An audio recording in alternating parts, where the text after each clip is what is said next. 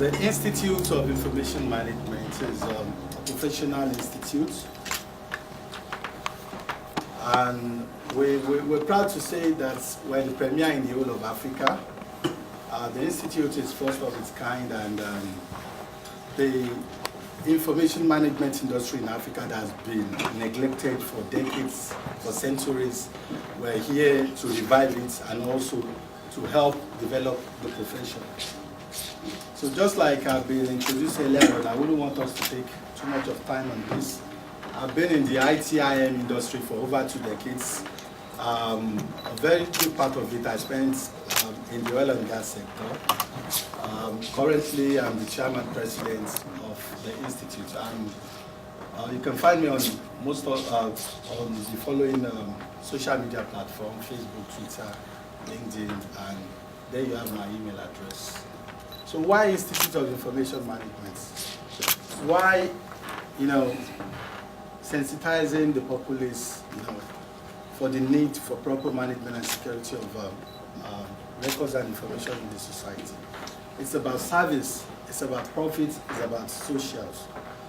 We want to ensure that as organizations, as individuals, as government, we're accountable in our activities. You will all agree with me today that, Africa is usually tagged a corrupt continent. And if one wonders why it's so common in Africa, it's not other than the fact that there are information everywhere in Africa, but they are not accessible. So, about service, for us to provide qualitative service as individuals, as business, as governments, we have to ensure that information is properly captured, information is properly stored, it's properly shared, and we have standard procedures, specifications in place that will guide the way and manner in which we access and use information. So also profits. As organizations, we want to ensure that at the end of the day, we're profitable. We want to ensure that those activities that we embark upon are profitable. And the only way we can assure that we can be sure that this will be possible is when you have quality information, when you have access to quality information, then you're able to take quality decisions.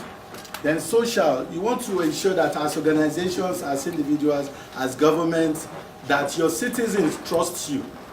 Trust is a missing factor in the African continent. People hardly believe politicians when they say things, simply because there isn't proper information management. Then, information management program would ensure that, whatever information you have, you're able to access information in a timely manner. You have information that is complete and accurate, information you can actually relate with. You want to make sure that it's cost effective, it is accessible and usable. Like I mentioned earlier on, there are gamut of information all over the place. But when it comes to usability, it's an issue. When it comes to accessibility, it's an issue because in the African continent, we do not seem to have standards in place. If you go to company A, within the same sector, you find out that the way they manage information is different from company B, despite the fact that they operate within the same sector. So these are some of the gaps that IIM as a professional institute has identified, and we want to ensure that we're able to develop homegrown standards that we can actually implement effectively in Africa. Then, the institute is also developed to help to control the creation and growth of records and information. A lot of times, in fact, on daily basis, during the course of our activities in our individual organizations, we generate information. Even as individuals, we generate information on per second basis.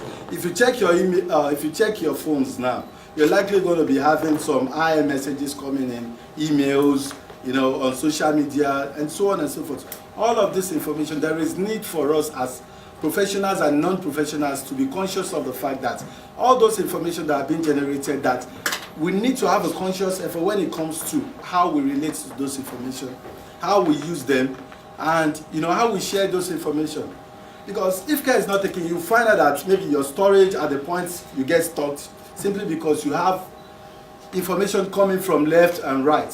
So the need for organizations to have policies in place cannot be overemphasized. So it is key that government and individuals and organizations will need to key into the IIM project, because this is the only way Africa can actually develop. I usually say this whenever I had the opportunity on radio, TV, newspaper, because for you to know any serious government, the priority will be on information management. Because without information, there is practically nothing you can do. And that is what we've been harping on. Because information is key. It is when you have complete and accurate information, that's when you can make quality decisions. And that is when you can actually have impact in the society.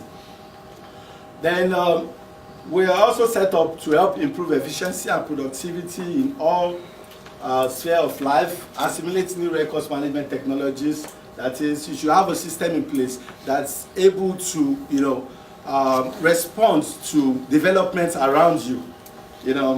Ensure regulatory compliance in regulated industries, and also help you to mitigate risk. Because the advent of technology, if we come to take a look at it, has really exposed us all. This is not a matter of I'm a professional information manager. We are all information managers. In fact, information management is everybody's responsibility. So the advent of technology has actually exposed us all, to what we refer to as information risk. Because information that is not properly captured, that is not properly managed these days, personal information, once it gets into the public domain, you no longer have control over them. So whether you're a professional information manager or not, they need to have basic knowledge when it comes to managing information. In fact, it can't be overemphasized. Gone are those days when they say, oh, this is the age of computer, you need to be computer literate. This age, you have to be information management literate. You need to know how you capture information, you need to know how to store your information, you need to properly protect those information you're gathering, and you also have to have a conscious effort, in place for you to know for how long you're supposed to keep those information. Because if you keep piling up information without knowing for how long you're supposed to keep them, before you know it, your server or your storage gets filled up unnecessarily. Then the institute is also set up to help the stakeholders in safeguarding vital information.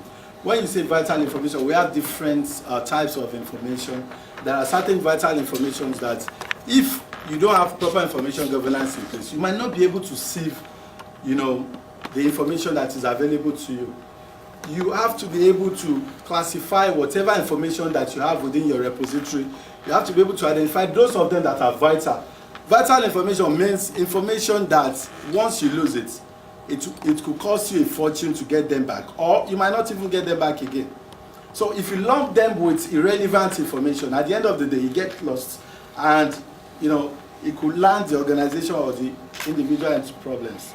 So we are also set up to help organizations, support them to make better decisions, preserve their corporate memories, and when we talk about corporate memories, this is very, very key. Like, this is a significant event we're having here today. The pictures, the speeches, and everything we're going to be having here would have to be in our archive with time. Because in hundreds of years to come, we want to showcase it and say, oh, this was how we started. These are the people in attendance. These are the people that made presentations. These are the issues that we actually discussed. Then, for organizations too, it's very, very key. Back home in Nigeria today, when you talk about local content, how much are we doing in that respect? Today, you hardly find a young Nigerian speaking their local dialect fluently. This is one area that we need to look into, regardless of where we find ourselves. We have to have that consciousness within us, to make sure that we're able to preserve our memories. We need to preserve all those cultures, all those traditions, all those things that made us what we are.